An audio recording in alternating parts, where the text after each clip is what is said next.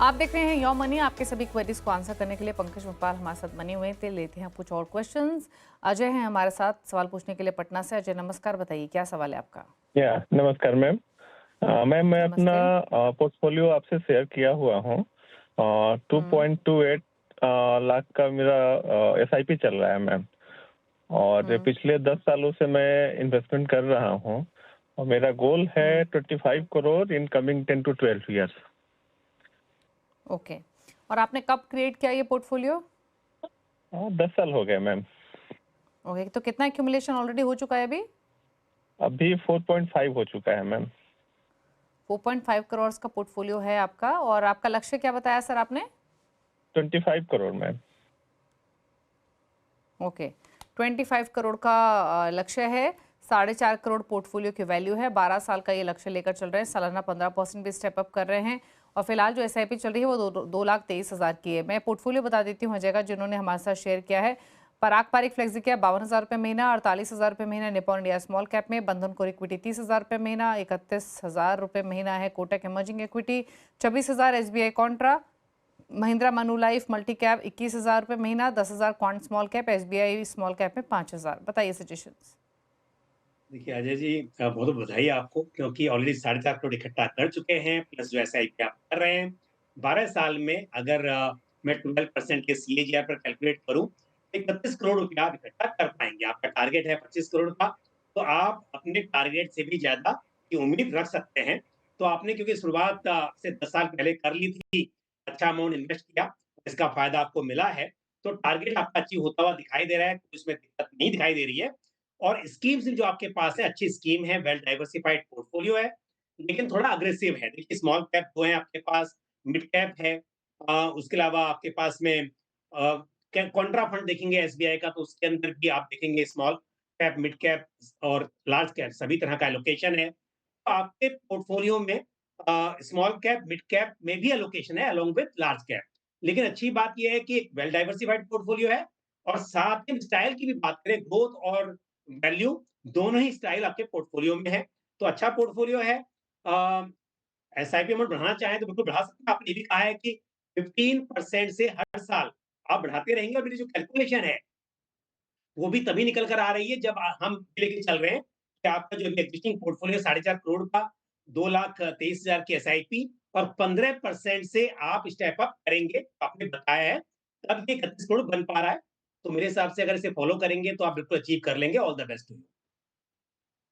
Okay, चलिए, तो ये रही सलाह आज आपके पोर्टफोलियो को लेकर। आपके फंड सही हैं, क्वालिटी भी सही है, इन्वेस्टेड रहिए और आपका लक्ष्य हासिल हो जाएगा। अगर आप 15% स्टेप अप कर रहे हैं तो 25 नहीं 31 करोड़ आप जमा कर लेंगे अपने पोर्टफोलियो में। रंजीत कुमार सिंह अगले व्यूअर है हमारे साथ सवाल पूछने के लिए। रंजीत नमस्कार, बताइए क्या सवाल है आपका। नमस्कार मैम। मैंने पोर्टफोलियो भेजा है अपना और मैसेज का, इसमें थोड़ा रिव्यू ओके। करवाना था कि कोई फंड निकालना तो नहीं है, और ये अगर डालना है, मैं लमसम और मैं 5 लाख का करना चाहता हूं, तो किस फंड में करूं। और ओके। मेरा जो स्कोर है 10 ईयर में 2 CR का। 2 करोड़ का, ये 2 करोड़ का टारगेट दोनों कंबाइंड पोर्टफोलियो का है, आपका और आपकी वाइफ का। नहीं, कमांड है मैम, कमांड है।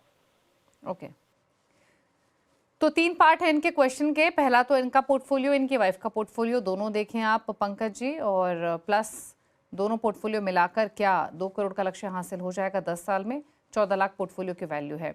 मंथली एसआईपी इनकी 35,000 की है, वाइफ की 15,000 की है। पहले इनका पोर्टफोलियो दिखा देते हैं, जिसमें quant small cap 5,000 Nippon India small cap, Motilal Oswal mid cap, Kotak multi cap, Parag Parikh flexi cap, Axis mid cap 100 index, HDFC balance advantage.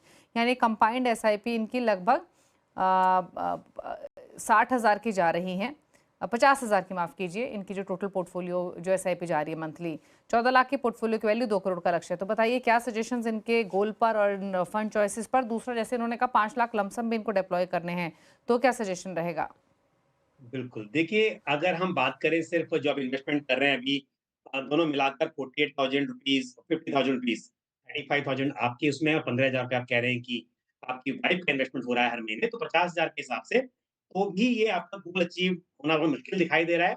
लेकिन यदि आप 10% से स्टेप अप करें, यानी कि अपनी जो एसआईपी 35,000 उसको भी, और आपकी वाइफ के अकाउंट में जो 15,000 की एसआईपी चल रही है, उसे भी आप 10% से स्टेप अप करेंगे, तो दोनों का मिलाकर आप 2 करोड़ 6 लाख के आसपास इकट्ठा कर पाएँगे। मैंने कंबाइंड कैलकुलेशन कर दी है, तो 2 करोड़ का टारगेट आपका पूरा हो सकता है 10 साल में। तो 10% से स्टेप अप आपको करना होगा, ये ज़रूरी है। बात करते हैं स्कीम्स की। पहले जो आपका अभी एग्जिस्टिंग पोर्टफोलियो है, अच्छा पोर्टफोलियो है, इसमें कोई बदलाव की ज़रूरत नहीं है। जो आपके आपके पोर्टफोलियो में स्कीम्स हैं, वो भी ठीक हैं, और आपके मिसेज के, आपके वाइफ के अकाउंट में जो स्कीम्स हैं, वो भी अच्छी हैं। इन स्कीम के साथ ही आप आगे बढ़ सकते हैं। लेकिन एक बात ज़रूर है, क्योंकि स्मॉल कैप में आप देखेंगे, अगर मैं सिर्फ आपके पोर्टफोलियो की बात करूँ, तो करीब 30% एलोकेशन आपका स्मॉल कैप में है, क्योंकि स्मॉल कैप फंड भी हैं और मल्टी कैप के ज़रिए भी आपके स्मॉल कैप में एलोकेशन हो रहा है। तो आप सीधी-सी बात है कि आप बात तो 10-12 साल की कर रहे हैं, तो कोई चिंता की बात नहीं है।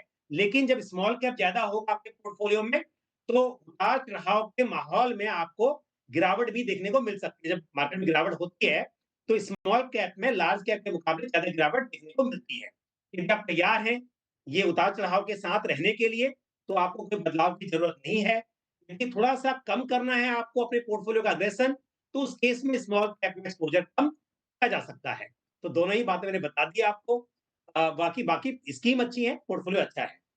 अब बात करते हैं 5 लाख रुपए जो अभी इन्वेस्ट करने हैं। देखिए, क्योंकि ऑलरेडी पोर्टफोलियो अग्रेसिव है, तो इसमें यदि बैलेंस बनाना है, तो आपके पास एक स्कीम है, एचडीएफसी बैलेंस एडवांटेज फंड।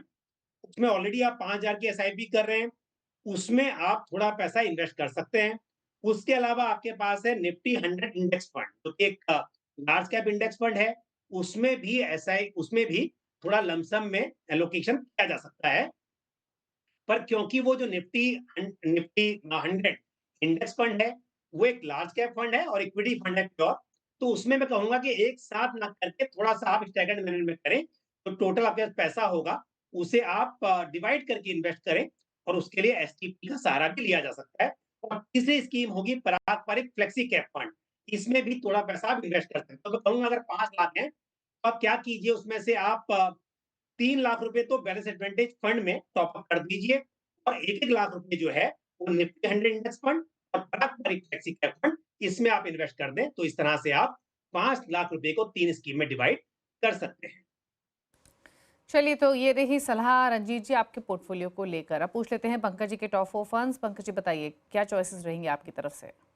जी, ICICI prudential multi asset fund, ऐसा फंड जहां पर आपको इक्विटी, डेट और गोल्ड में इन्वेस्टमेंट मिलता है। पारंपरिक flexi cap fund, well diversified across the segments. साथ ही Bajaj Finserv large and mid cap fund और white oak capital multi cap fund. तो ये 4 स्कीम्स मेरी चॉइस की, अलग-अलग कैटेगरीज की। ओके, तो ICICI pru multi asset, Parag Parikh flexi cap, Bajaj Finserv large and mid cap, white oak capital multi cap, ये फंड चॉइसेस पंकज जी की तरफ से। कंप्लीट पोर्टफोलियो क्रिएशन आप इन चॉइसेस के साथ कर सकते हैं। Thank you Pankaj ji show में आने के लिए और सभी क्वेरीज को आंसर करने के लिए। इसी के साथ योर मनी में तो इतना ही। ब्रेक के उस पार भी खबरें जारी हैं। नमस्कार।